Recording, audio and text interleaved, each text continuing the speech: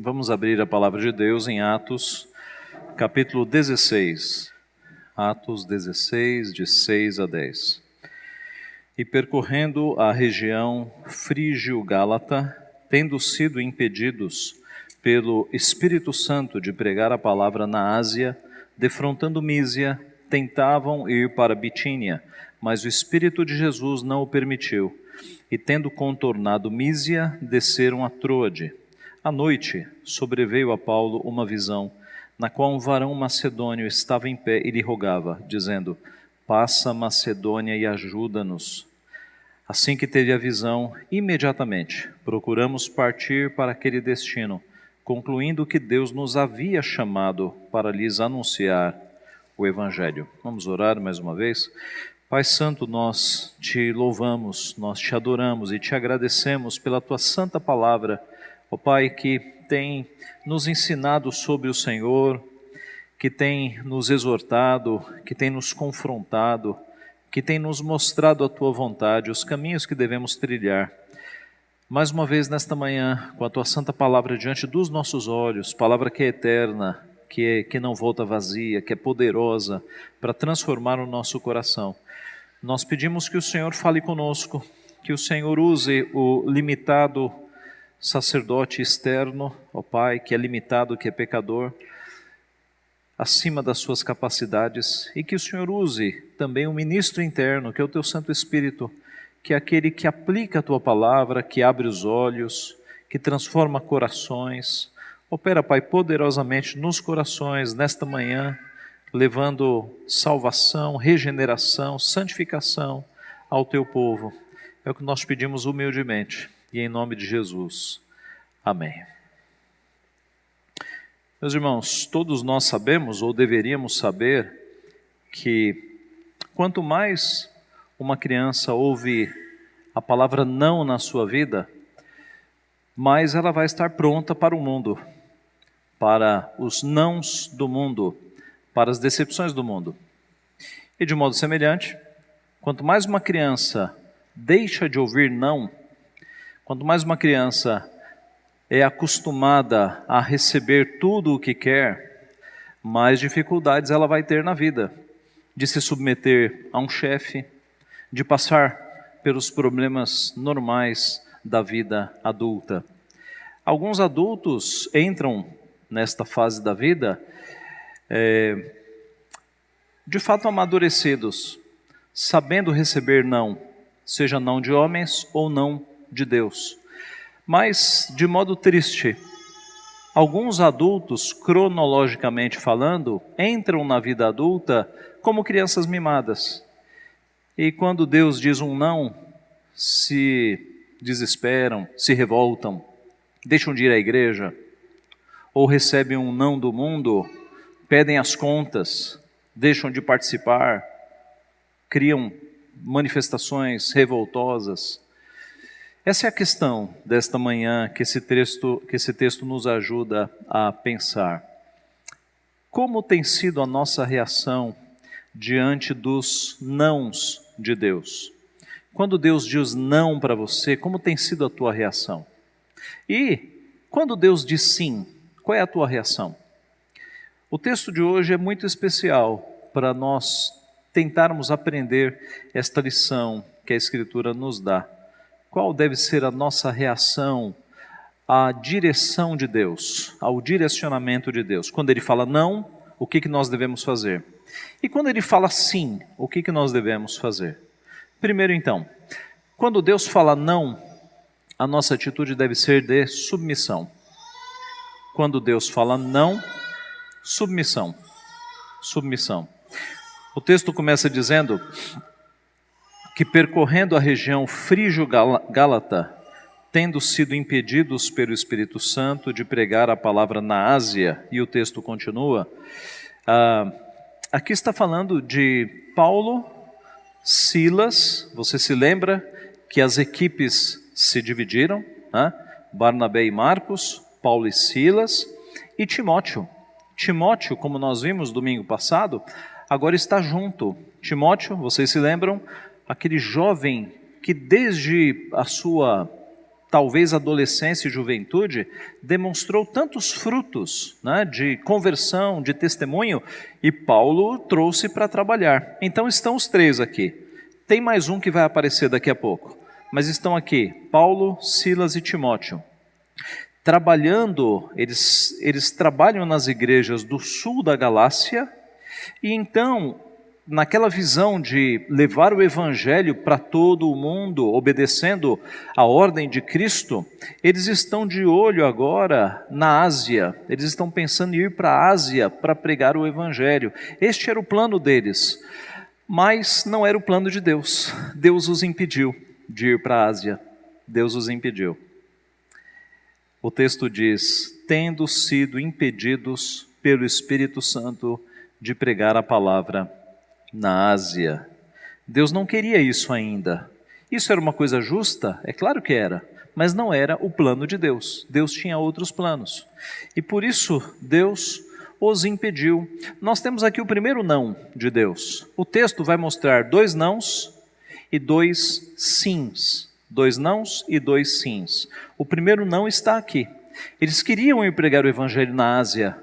Deus não deixou, Deus impediu, nós não sabemos, o texto não diz exatamente como, mas eles foram impedidos. Então, defrontando Mísia, tentaram ir para Bitínia, mas o Espírito de Jesus não o permitiu, segundo não. Novamente impedidos. Deus também não queria que eles fossem para a Bitínia. Deus tinha outros planos. Você vê aqui, meus irmãos, o Espírito Santo guiando os passos desses missionários. Alguns autores dizem que o livro de Atos dos Apóstolos poderia ser chamado de os Atos do Espírito Santo, porque é visível o controle agora e a soberania e a liderança e a direção do Espírito Santo guiando esses homens. Tentaram ir para a Ásia, Deus, através do Espírito, não permitiu. Tentaram ir para a Bitínia, Deus também não permitiu. 2 nãos eles têm aqui. E de novo, nós não sabemos como foi esse impedimento. Talvez Deus tenha se revelado a Silas, porque Silas era profeta, isso é dito em alguns textos, ou simplesmente ele foi fechando portas. Ele foi fechando portas para que a viagem não acontecesse. É possível também. O fato é que o registro sagrado nos diz que não foi coincidência. Foi o próprio Deus que não deixou que eles fossem para a Ásia e não fossem para a Bitínia. O Espírito de Jesus, diz o verso 7, não o permitiu. E você deve ter notado aqui que no verso 6 é dito que o Espírito Santo não permitiu. No verso 7 é dito que o Espírito de Jesus não o permitiu.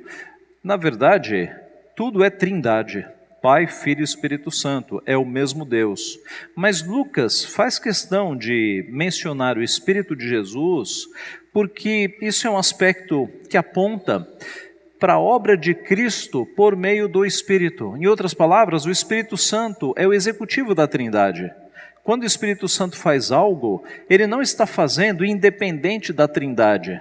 É o Espírito de Cristo que está agindo no Espírito Santo. O Espírito Santo é o executivo, é ele quem executa os atos da trindade. Por isso que Lucas faz questão de registrar o Espírito aqui como o Espírito de Jesus, ou o Espírito sendo representante de Jesus. Mas voltando aos nãos, ou voltando a este não, observe que eles queriam fazer algo lícito.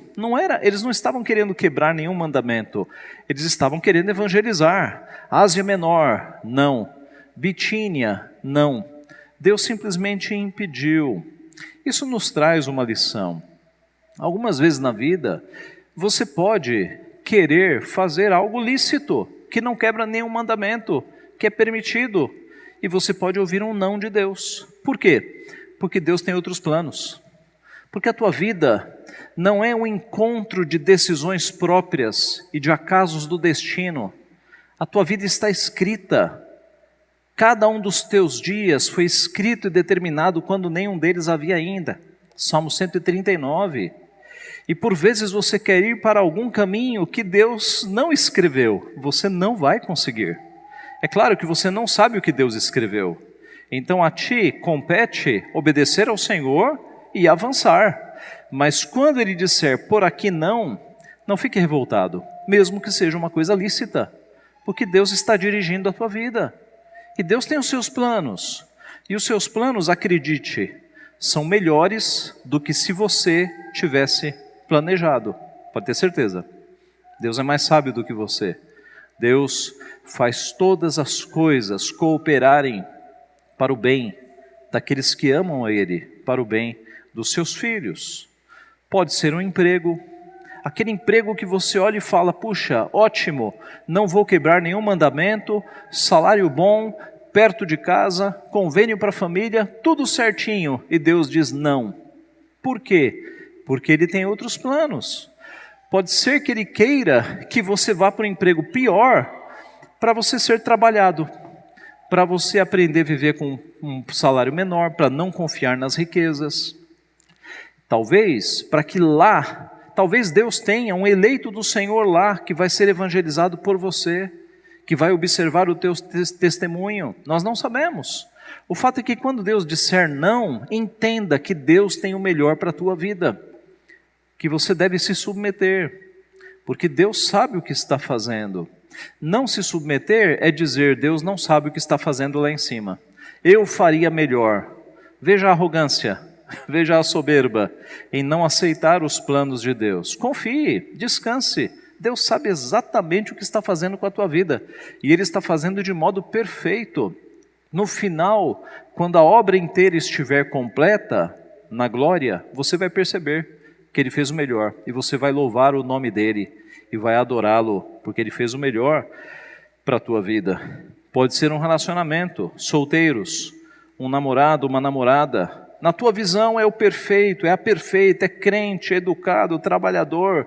E aí Deus diz não. E você fala, por que, Senhor? Porque Deus tem outros planos. Porque os caminhos de Deus não são os nossos caminhos. Os seus pensamentos não são os nossos pensamentos. Os caminhos de Deus são mais altos que os nossos caminhos. A esposa do Billy Graham, aquele famoso pastor e evangelista, ela conta em um livro que todos os jovens que ela pediu a Deus para que fossem seu marido, Deus negou todos. Deus nunca atendeu o pedido. E aí Deus mandou o seu marido, Billy Graham. E aí ela agradece a Deus por ter dito não lá atrás. É claro que ela agradece depois, né? Como todos nós, quando nós recebemos um não, não é fácil, né? Porque nós não estamos confiando em Deus, mas depois que o plano fica completo, aí nós percebemos que foi bom que Ele tenha dito não lá atrás, porque Ele está cuidando da nossa vida. Que pai que daria uma navalha afiada para o seu filho pequeno se o filho pedisse? Uma gilete, por exemplo, uma lâmina afiada. Por mais que o filho ache bonito aquilo e queira brincar, nós sabemos o potencial. Por vezes, os nossos pedidos, sem nós sabermos, nós estamos pedindo navalhas afiadas a Deus. E Deus está dizendo não. Esse relacionamento não vai dar certo. Esse emprego, não vai dar certo. Esse negócio não vai dar certo. Você não está vendo, mas eu estou vendo. Deus está vendo o futuro. Ele escreveu tudo. Ele nos conduz pelos caminhos que Ele projetou e planejou e decretou sobre a nossa vida. Então, quando Deus disser não, mesmo que seja por algo lícito, como foi o caso aqui dos missionários, saiba que Deus é mais sábio que você e Ele sabe exatamente o que está fazendo. Com estes dois nãos, verso 8, tendo contornado Mísia, desceram a Troade. Nós temos aqui, meus irmãos, dois nãos que foram dados, e não vemos nenhuma revolta nos missionários. Eles simplesmente foram impedidos, tentaram outro caminho, foram impedidos, desceram para Troade. Nenhuma menção à revolta, nada disso, eles se submeteram. É assim que nós devemos fazer. Você se lembra que Moisés orou a Deus pedindo para entrar na terra prometida? E qual foi a resposta de Deus? Moisés, basta, você não vai entrar. Você se lembra que Paulo pediu 3 vezes para que Deus afastasse o seu espinho na carne, que nós não sabemos o que era. Alguns acham que era uma doença, alguns acham que era uma doença de olhos, alguns acham que era um temperamento, era alguma coisa que fazia com que Paulo ficasse humilhado. Você se lembra que esse espinho na carne foi dado para que ele não se ensoberbecesse pela grandeza das revelações, porque Deus permitiu que ele fosse até o terceiro céu. Se no corpo ou fora do corpo, ele diz, eu não sei, Deus o sabe, mas o fato é que ele viu coisas inefáveis, coisas impronunciáveis, que ele foi até proibido de contar essas coisas, é dito lá, as quais não é lícito ao homem referir. Ele viu coisas surpreendentes. Paulo poderia se tornar um soberbo. Qual dos 12 apóstolos teve uma experiência dessa, de subir até o terceiro céu, de ter uma visão do terceiro céu? Qual dos 12 apóstolos? Nenhum. Mas para que ele não ficasse soberbo, foi que Deus lhe deu um espinho na carne, que nós não sabemos o que é. Um dia a gente vai perguntar para ele, né? Esse é um dos grandes mistérios. Mas o fato é que esse espinho na carne o humilhava. E ele pediu 3 vezes para Deus tirar esse espinho na carne. E nas 3 vezes Deus disse não. E a resposta de Deus foi, porque a minha graça te basta. Paulo, a minha graça te basta. Porque o poder se aperfeiçoa na fraqueza. Paulo, o poder se aperfeiçoa na fraqueza. E Paulo entendeu. Paulo diz, por isso é que eu me gloriarei muito mais nas fraquezas, porque quando sou fraco, é aí que sou forte. Todos nós temos essa experiência, todos nós. Quando nós estamos doentes, quando nós estamos no hospital, quando tem alguém com uma doença muito grave na nossa família e nós estamos fracos, é aí que nós buscamos a Deus e somos fortes. Todos nós temos essa experiência. O contrário é verdadeiro. Quando está tudo bem na tua vida, dinheiro no banco, saúde, a tua tendência não é buscar tanto a Deus. Quem dera nós buscássemos a Deus sempre com a mesma intensidade com que nós o buscamos quando estamos passando por problemas. Quem dera, quem dera. O poder se aperfeiçoa na fraqueza. E Paulo entendeu, por isso mais me gloriarei nas fraquezas, porque quando sou fraco, é aí que eu sou forte. Veja a reação de Paulo a 3 não seguidos. Talvez Paulo pensasse assim, Senhor, sem esse espinho na carne eu vou poder te servir mais. E Deus, não, a minha graça te basta.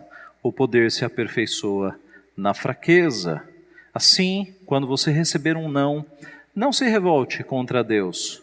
Não blasfeme o seu nome. Não seja como uma criança mimada. Seja como um adulto amadurecido. Um cristão maduro na fé. Submeta-se à vontade do Senhor. Quando Deus diz não, submissão. E quando Deus diz sim? Porque na sequência nós vamos ter os sims de Deus. Quando Deus diz sim, obediência. Quando Deus diz não, submissão. Quando Deus diz sim, obediência. Vamos em frente, vamos obedecê-lo. Na prontidão e na diligência, vamos fazer a obra quando ele diz sim.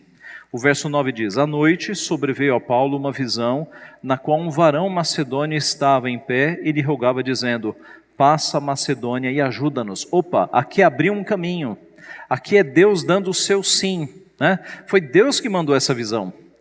Então eles tentaram Ásia, tentaram Bitínia, portas fechadas. Paulo à noite recebe uma visão, possivelmente um sonho, Deus falava dessa forma até o período apostólico, e é Deus abrindo uma porta, uma grande porta para a evangelização na Macedônia. Paulo identificou nesta visão um macedônio, talvez pelas roupas, pelo idioma em que o macedônio estava falando, Paulo o identificou como macedônio. Nesta visão, esse macedônio, um cidadão da Macedônia, estava em pé rogando, passa a Macedônia e ajuda-nos. Note que o pedido era por ajuda espiritual, né? E o pedido não era individual, era coletivo. Passa a Macedônia, venha para cá e nos ajude. Era um pedido como que em nome da Macedônia. A Macedônia estava pronta por Deus para receber o Evangelho. Esta foi a visão que Deus mandou para Paulo. Em forma de visão, Deus está falando: Paulo, não é Ásia e nem Bitínia, é Macedônia. O momento agora é Macedônia, Europa. O Evangelho vai entrar pela Europa, o que hoje nós conhecemos como Europa Oriental. Está lá no mapa, ainda existe a Macedônia do lado da Albânia, Europa Oriental. Então é Deus dizendo: não é Ásia nem Bitínia, o momento agora é Macedônia, é a entrada do Evangelho na Europa, e dali as outras regiões serão alcançadas também. Então aqui nós temos o primeiro sim. Deus concede esta visão a Paulo, abrindo as portas da Macedônia para que o Evangelho vá para lá. Assim que teve a visão, imediatamente procuramos partir para aquele destino, concluindo que Deus nos havia chamado para lhes anunciar o Evangelho. O primeiro sim é Deus mandando a visão. O segundo sim são as portas abertas. Os versículos seguintes vão mostrar que eles foram para Macedônia. As portas estavam abertas porque Deus abriu as portas. Então você tem 2 nãos e 2 sims. Eles entenderam, diz o texto, concluindo que Deus nos havia chamado para lhes anunciar o Evangelho. Eles entenderam que era Deus que estava abrindo aquela porta da Macedônia, por causa da visão e por causa das portas abertas. E eles, o que diz o texto? Imediatamente obedeceram. Então quando Deus diz sim, o que a gente faz? A gente obedece, imediatamente. Portas fechadas, a gente se submete. Portas abertas, a gente avança, a gente vai fazer a obra de Deus, em obediência a Ele. Aparece aqui, neste versículo, pela primeira vez no livro de Atos, a mão do seu autor, que é Lucas. Quando ele diz: assim que teve a visão, imediatamente procuramos. Observe que Lucas está se incluindo, então Lucas estava junto. Tá? E na sequência do livro de Atos, você vai ver Lucas acompanhando as viagens. Tá? Ele é um escritor que também está participando da viagem. Então você tem aqui Paulo, Silas, Timóteo, e agora nós sabemos que Lucas também está. Lucas está evangelizando e está registrando nas viagens missionárias. O segundo sim aparece, as portas são abertas, e eles concluem que Deus os havia chamado para evangelizar ali. Meus irmãos, com isso o Evangelho entra no continente europeu. Como eu disse, Macedônia era vizinha da Albânia, e Tessalônica, que depois você vai ver Paulo escrevendo aos Tessalonicenses, era a capital da Macedônia.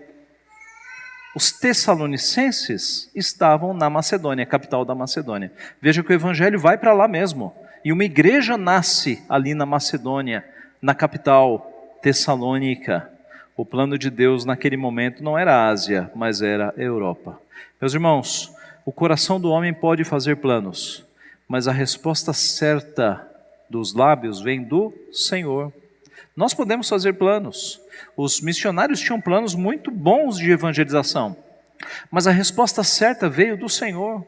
É Deus quem comanda a nossa vida.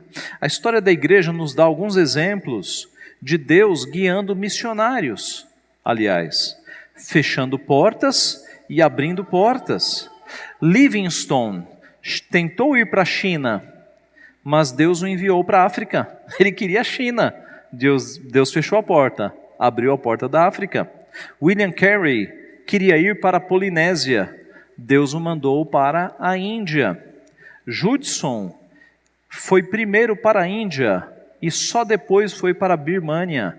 Ashbel Green Simonton, ele não havia pensado no Brasil em primeiro lugar, ele nem conhecia o Brasil, ele havia pensado em outros lugares. Deus fechou aquelas portas e abriu a porta do Brasil. Simonton foi o missionário que trouxe a igreja presbiteriana para o Brasil, né? Em 1859, 12 de agosto de 1859. Note que Deus dirige os seus servos. Deus fecha portas, abre portas e faz com que os seus planos avancem. Irmãos, nós servimos a um Deus soberano. Quando Ele diz não, então, nós devemos nos submeter, confiar que Ele sabe o melhor. E quando Ele diz sim, nós devemos obedecer, avançar para fazer a sua obra. Que Deus nos abençoe. Que nos muitos nãos que nós receberemos por parte de Deus, nós sejamos submissos, nos coloquemos em atitude de submissão, porque Deus sabe o que está fazendo, Ele tem o melhor para os seus filhos. E que nos sims de Deus, nós não fiquemos parados, aguardando, nós avancemos. Se Ele abriu a porta, é para nós avançarmos. Que nós não sejamos meninos no entendimento, mas sejamos amadurecidos na fé. Que não sejamos crianças mimadas. Então nada de revolta, meus irmãos. Quando Deus diz não, nós devemos nos submeter. Aliás, quando Deus diz não, nós não devemos desobedecer. É muito triste, e eu vejo isso com certa frequência. Crentes que concordam com tudo que Deus diz. Eu concordo com tudo. Se eu passar um teste doutrinário teológico, vai concordar com tudo. Mas quando Deus toca num ponto particular da vida da pessoa e fala, aqui você vai ter que mudar, não. Aí, de jeito nenhum. A pessoa não muda, a pessoa não obedece. É como se ela orasse, venha o meu reino e seja feita a minha vontade. É como se a pessoa orasse assim. Há algumas pessoas que têm algumas áreas que quando Deus toca, a pessoa não permite. Essa área não. Área sentimental, não. Deus quer isso, mas aqui não. Aqui não. Aqui eu vou decidir do meu jeito. Será do meu jeito. É o meu reino, é a minha vontade. Aqui Deus não entra. Área financeira, área do dinheiro. Não. Igreja uma coisa, essa área aqui é o meu reino, é a minha vontade. Aqui Deus não entra. Irmãos, não precisa dizer o quão reprovável é isso, não é? Se Deus é Deus, e se você se declara um filho de Deus, quando Deus tocar em alguma área que te seja muito preciosa, você fala, Senhor, seja feita a tua vontade, é o teu reino, eu me submeto, é difícil, mas eu vou te obedecer. Lembra-se de que quando Cristo nos chamou, Ele nos disse, quem quiser vir após mim, a si mesmo se negue. Você consegue compreender o que significa isso? A si mesmo se negue. Eu negar as minhas vontades e os meus desejos. Para quê? Para obedecer a Deus. Isso é negar-se. Então, se você não aceita negar-se, como é que você quer seguir a Cristo? Se alguém quer vir após mim, a si mesmo se negue. Tome a sua cruz e siga-me. Que Deus nos abençoe, que não haja áreas intocáveis na nossa vida, mas que todas elas estejam abertas à mudança em obedecer ao Senhor. Quando Deus te confrontar numa área, obedeça, não resista a Deus. Diga, Senhor, é difícil, eu vou ter que me negar a mim mesmo, mas eu vou te obedecer, em amor ao nosso Senhor. Que Ele assim nos abençoe. Amém.